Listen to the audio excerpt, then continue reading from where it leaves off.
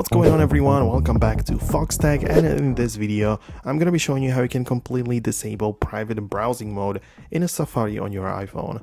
If you want to prevent access to private browsing mode entirely rather than just closing the session, you've come to the right place as I will walk you through the steps to make this happen. First, you'll need to go to your iPhone's settings and open up that app. Of course, you know where it is on your phone. Scroll down to find the screen time section.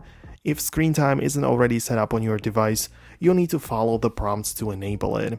Once screen time is active, you'll have access to various options for managing your device's usage. Next, turn on content and privacy restrictions. This is where you can control various content and stuff like that in terms of your privacy. Within this section, navigate to content restrictions and then select web content. Here you'll find several options for controlling web access. To effectively disable private browsing mode, select limit adult websites. This setting not only restricts access to adult content but also prevents the use of private browsing mode in Safari.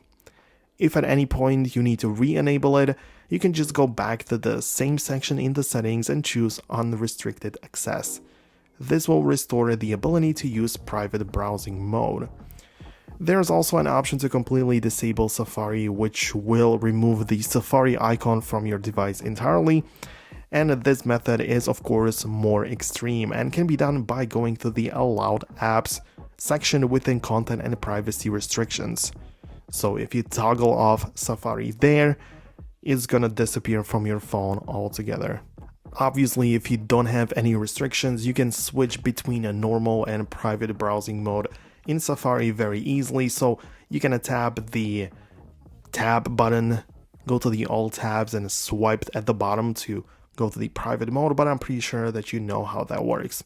So hopefully you found this video useful. If it did, go ahead and leave a thumbs up on it. It really does help the channel. So go ahead and do that and let me know what you think in the comments. Thanks a lot for watching. See you guys later.